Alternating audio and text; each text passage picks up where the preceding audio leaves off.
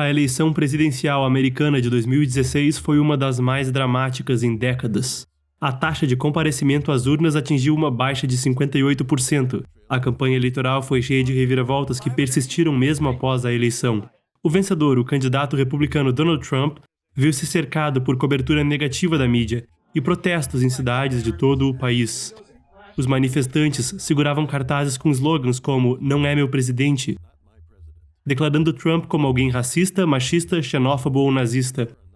Houve pedidos de recontagem e ameaças de impeachment. Jornalismo investigativo a respeito revelou que muitos desses protestos foram instigados por certos grupos de interesse, conforme mostrado em America Under Siege, Civil War 2017, um documentário dirigido pelo pesquisador radicado na Flórida Trevor Loudon. Uma porção significativa dos manifestantes eram revolucionários profissionais, com laços a regimes comunistas e diversos estados autoritários, como a Coreia do Norte, o Irã, a Venezuela ou Cuba. O trabalho de Loudon também destacou o envolvimento de duas importantes organizações socialistas americanas, a stalinista Workers' World Party e a maoísta Freedom Road Socialist Organization. Tendo pesquisado o movimento comunista desde a década de 80, Loudon concluiu que as organizações de esquerda fizeram dos Estados Unidos o seu principal alvo para infiltração e subversão. Os campos da política, educação, mídia e negócios na América alinharam-se cada vez mais à esquerda, sob a influência de indivíduos bem posicionados. Mesmo enquanto as pessoas por todo o planeta celebravam o triunfo do mundo livre após a Guerra Fria, o comunismo estava furtivamente dominando as instituições públicas da sociedade ocidental, em preparação para o conflito derradeiro. A América é a luz do mundo livre e cumpre a missão outorgada por Deus de policiar o globo. Foi o envolvimento dos Estados Unidos que determinou os resultados das guerras mundiais. Durante a Guerra Fria e diante da ameaça de um holocausto nuclear, a América conteve com sucesso o bloco soviético até a desintegração dos regimes comunistas na União Soviética e na Europa Oriental. Os fundadores da América valeram-se de seus conhecimentos das tradições religiosas e filosóficas ocidentais para escrever a Declaração de Independência e a Constituição dos Estados Unidos. Esses documentos reconhecem como auto-evidentes os direitos legados ao homem por Deus, a começar pelas liberdades de crença e expressão, e estabelecem a separação de poderes para garantir o sistema republicano de governo. Enquanto os Estados Unidos travaram uma guerra civil, essa guerra visava o pleno cumprimento dos princípios fundadores da América, encerrando a instituição da escravidão. Por mais de 200 anos, estes princípios, incomparavelmente, exerceram a função de promover a tranquilidade doméstica e garantir o bem-estar comum, prometido no preâmbulo da Constituição. A liberdade do hemisfério ocidental é diametralmente oposta à meta do comunismo, que é escravizar e destruir a humanidade. Disfarçando-se com a bela miragem de uma sociedade coletiva e igualitária, o comunismo controlou seus enviados na sociedade humana para levar adiante os seus arranjos mundo afora.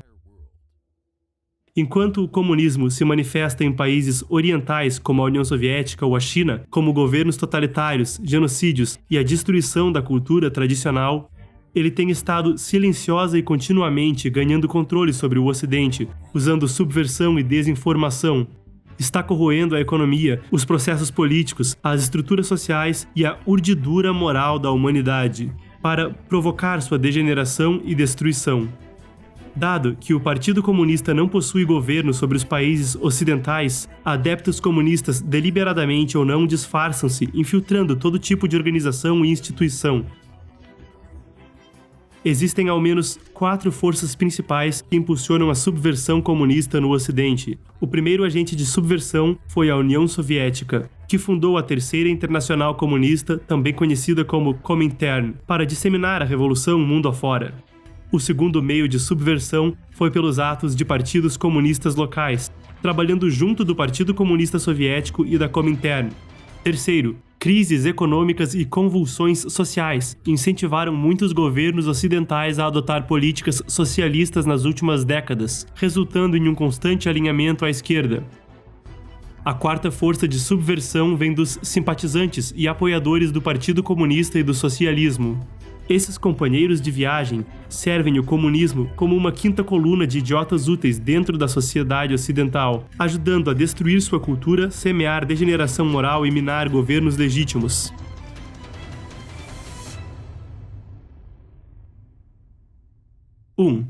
O comunismo através da violência e da não-violência. No imaginário popular, o Partido Comunista é sinônimo de violência e com razão. No Manifesto Comunista, Marx e Engels disseram: os comunistas recusam-se a dissimular suas visões e suas intenções. Declaram abertamente que os seus objetivos só podem ser alcançados pela derrubada violenta de toda a ordem social vigente. O fato de que os regimes comunistas da Rússia e da China tomaram o poder através da revolução violenta e usaram a violência como ferramenta de repressão desviou a atenção das formas menos visíveis do comunismo. O ramo do marxismo que defende a revolução violenta é representado pelo leninismo, que adaptou a teoria em dois aspectos significativos. Segundo Marx, a revolução comunista começaria em países capitalistas desenvolvidos, mas Lenin acreditava que o socialismo poderia ser implantado na Rússia, que era comparativamente atrasada em seu desenvolvimento econômico.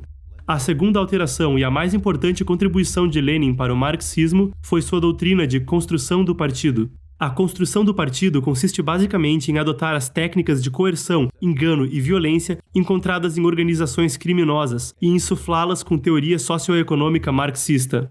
Segundo Lenin, a classe trabalhadora é incapaz de desenvolver consciência de classe ou de exigir revolução por conta própria, e precisa ser mobilizada para agir por agentes externos.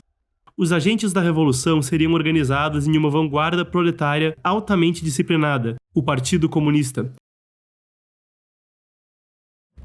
A Sociedade Fabiana da Inglaterra, fundada em 1884, um ano após a morte de Marx, tomou um caminho diferente em seus esforços para impor o socialismo. O logotipo fabiano representa um lobo em pele de cordeiro, e seu nome é uma referência a Quintus Fabius Maximus Verrucus, o general e ditador romano famoso por suas táticas retardatárias. No Fabian Review, o primeiro periódico produzido pelo grupo, uma nota na capa diz: deve esperar pelo momento assertivo, como fez Fabius, por paciência extrema, ao guerrear contra Aníbal. Embora muitos tenham censurado seus atrasos, mas, chegada a hora, deve atacar com vigor, como Fabius fez, ou sua espera será vã e infrutífera.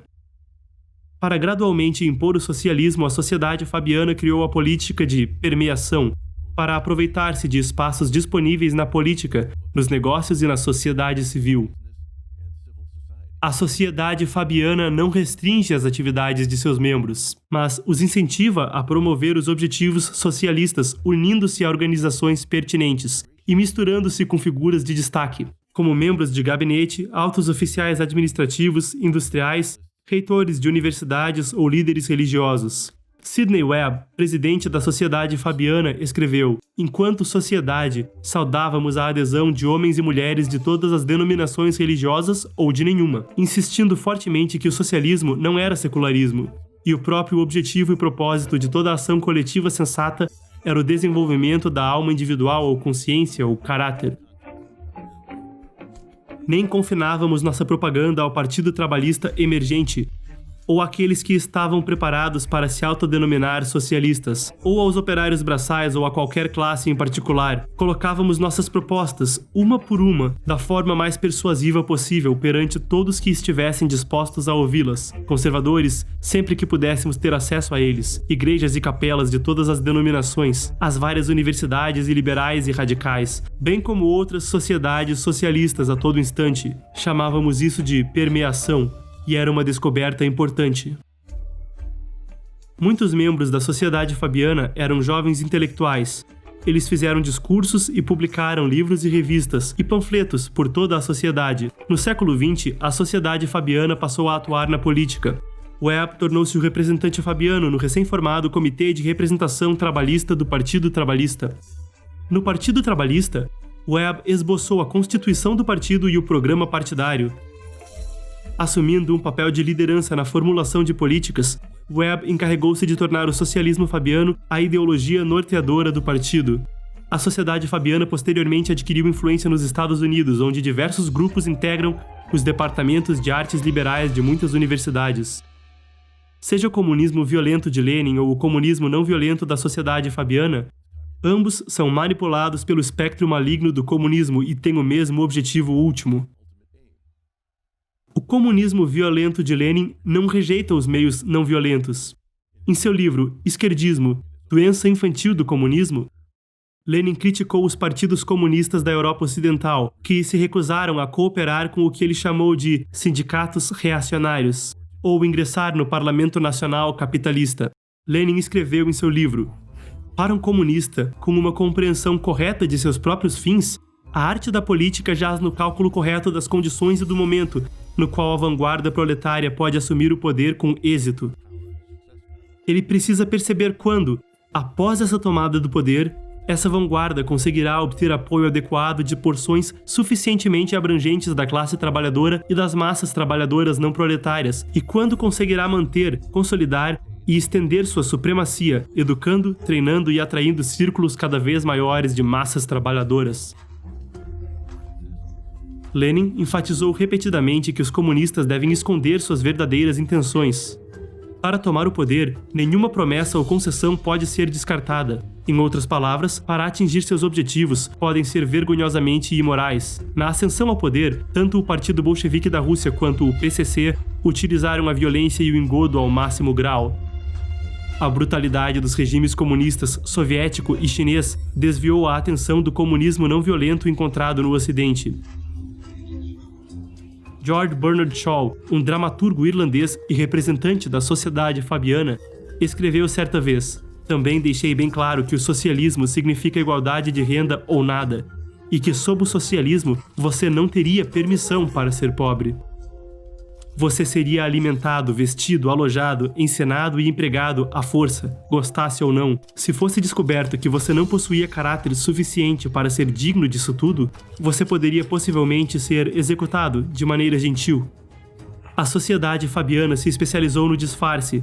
Escolheu Shaw, um literato, para encobrir os verdadeiros objetivos do socialismo não violento com palavras bonitas. Mas a brutalidade repousa sob a superfície. Os partidos comunistas ocidentais e suas várias organizações de fachada incitam jovens a criar uma atmosfera caótica. Participam de assaltos, vandalismo, roubo, incêndios criminosos, atentados e assassinatos para perseguir e intimidar seus inimigos. 2. Guerra de espionagem e desinformação. O comunismo mantém que a nação é uma construção opressora da sociedade de classes e busca abolir a nacionalidade. Em O Manifesto Comunista, Marx e Engels proclamam que os trabalhadores não têm pátria. O manifesto termina conclamando: proletários de todos os países, univos. Sob a liderança de Lenin, os bolcheviques fundaram o primeiro país socialista na Rússia e imediatamente estabeleceram a Internacional Comunista, também chamada Comintern, para instigar e espalhar a revolução socialista por todo o mundo. O objetivo da União Soviética e da Comintern era derrubar os regimes legítimos de todas as nações do planeta e estabelecer uma ditadura socialista mundial do proletariado. Em 1921, o setor da Comintern no Extremo Oriente criou o PCC, que assumiria o controle da China em 1949. Além do PCC, partidos comunistas mundo afora buscaram orientações da Comintern e aceitaram seu financiamento e treinamento. Com os recursos de um vasto império à sua disposição, o Partido Comunista da União Soviética, PCUS, recrutou ativistas em todo o mundo e os treinou para realizar operações subversivas em seus próprios países. Fundado em 1919, o Partido Comunista dos Estados Unidos, PCEUA, foi uma das organizações surgidas após a Comintern e o Partido Comunista da União Soviética. Embora o próprio PCEUA nunca tenha se tornado uma grande força política, sua influência nos Estados Unidos foi ainda assim significativa. O Partido Comunista Americano conspirou com ativistas e organizações ativistas para infiltrar os movimentos operário e estudantil, a igreja e o governo. O Dr. Fred Schwartz, um pioneiro do pensamento anticomunista americano, disse em 1961: qualquer tentativa de julgar a influência dos comunistas por seus números se assemelha a tentar determinar a integridade do casco de um barco comparando a área dos buracos com a área intacta. Um buraco pode afundar o navio. O comunismo é a teoria onde a minoria disciplinada controla e dirige os demais. Uma pessoa em uma posição sensível pode controlar e manipular milhares de outras. Agora se sabe que agentes soviéticos operaram dentro do governo americano durante a Segunda Guerra Mundial. Apesar disso, e dos esforços anticomunistas do senador Joseph McCarthy, os fatos foram ocultados do público por políticos esquerdistas, intelectuais e pela mídia de esquerda. Na década de 1990, o governo dos Estados Unidos tornou públicos os arquivos de Venona, decodificados pela inteligência americana durante os anos de 1940 até o final da Segunda Guerra Mundial. Esses documentos mostram que pelo menos 300 espiões soviéticos trabalharam no governo dos Estados Unidos, incluindo como oficiais de alto escalão da gestão Roosevelt, com acesso a informações ultra-secretas. Outros agentes usaram seus cargos para influenciar a formulação de políticas e diretrizes nacionais. Entre os espiões soviéticos detectados estavam o alto oficial do Tesouro dos Estados Unidos, Harry Dexter White, o oficial do Departamento de Estado, Alger Hiss, e Julius e Ethel Rosenberg, o casal que foi executado via cadeira elétrica por transmitir segredos militares e tecnologias atômicas para a União Soviética. As comunicações interceptadas e decodificadas pelo Projeto Venona são apenas a ponta do iceberg. A cabal extensão da infiltração soviética no governo dos Estados Unidos permanece desconhecida. Como altos funcionários americanos, alguns agentes soviéticos encontraram oportunidades para influenciar decisões políticas importantes. Alger Hiss, o espião soviético no Departamento de Estado, desempenhou uma função estratégica como conselheiro do presidente Franklin D. Roosevelt durante a Conferência de Yalta, no final da Segunda Guerra Mundial. Ele ajudou a determinar repartições territoriais do pós-guerra, esboçar a Carta Fundadora das Nações Unidas, decidir trocas de prisioneiros e assim por diante. Harry Dexter White, um assessor de confiança do secretário do Tesouro Henry Morgenthau Jr., ajudou a criar o Acordo Financeiro Internacional de Bretton Woods e foi uma das principais personalidades por trás do estabelecimento do Fundo Monetário Internacional e do Banco Mundial. White encorajou o Partido Nacionalista Chinês, ou Kuomintang, a acolher o membro disfarçado do PCC Ji Chaoding no Ministério das Finanças chinês. Assumindo o cargo em 1941, Ji foi o arquiteto de desastrosas reformas monetárias que mancharam a reputação do Kuomintang e beneficiaram a ascensão do PCC.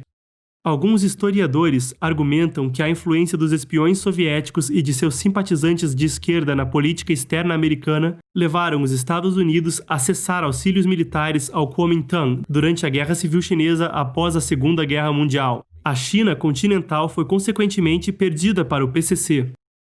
Alguns acadêmicos, como M. Stanton Evans, argumentam que os espiões soviéticos foram extremamente exitosos influenciando a política. Whittaker Chambers, um informante soviético e membro do Partido Comunista Americano que mais tarde desertou e testemunhou contra outros espiões, disse: "Os agentes de uma potência inimiga estavam em condições de fazer muito mais do que roubar documentos. Eles estavam posicionados de forma a influenciar a política externa do país, no interesse do principal inimigo do país, e não apenas em ocasiões excepcionais, mas no que deve ter sido a absurda totalidade das decisões do dia a dia."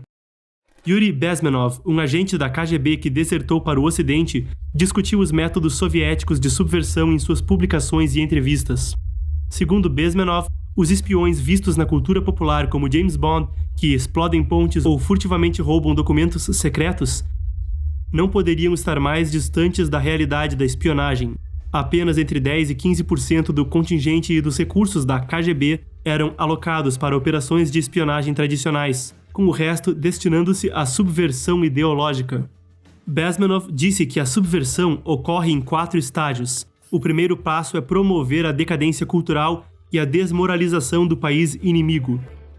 O segundo é criar desordem social. E o terceiro é instigar uma crise que levaria a uma guerra civil, a uma revolução ou a uma invasão de outro país, culminando na 4ª e última etapa, a entrega do país ao domínio do Partido Comunista.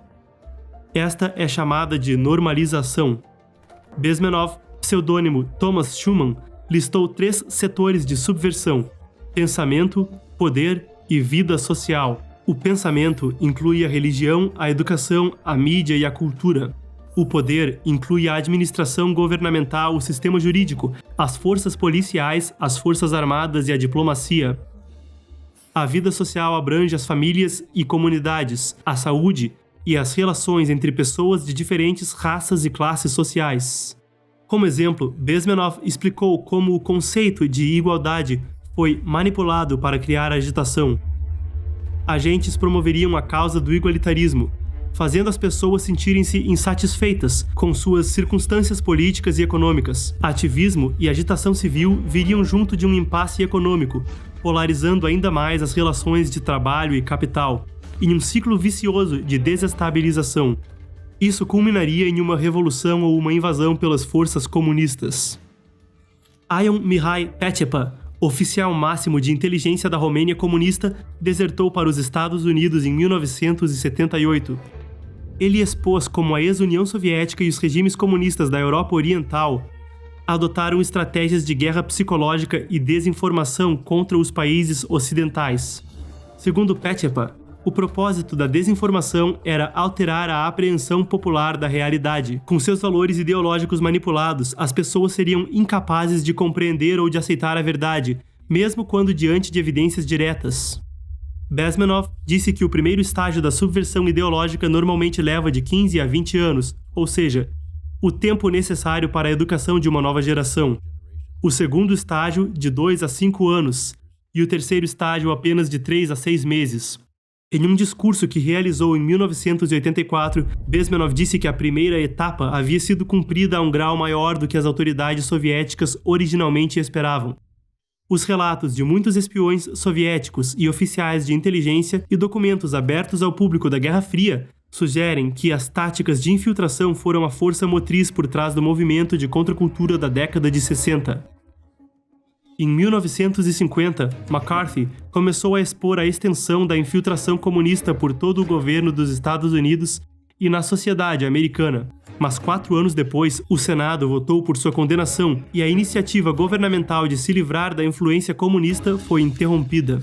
Este é um dos principais motivos do declínio dos Estados Unidos. A ameaça da infiltração comunista não diminuiu desde o colapso da União Soviética e o fim da Guerra Fria. Por exemplo, McCarthy foi demonizado por políticos de esquerda e pela mídia por anos. Hoje, macartismo é sinônimo de perseguição política, uma indicação de que a esquerda estabeleceu com sucesso seu domínio na luta ideológica. As décadas de supressão e difamação impostas a heróis anticomunistas americanos como McCarthy indicam uma tendência comum. Como observou um comentarista político conservador americano, o anti-americanismo é um componente natural do movimento esquerdista no mundo. A esquerda luta com unhas e dentes para proteger adúlteros, abortistas, criminosos e comunistas, enquanto apoia a anarquia e se opõe à civilização.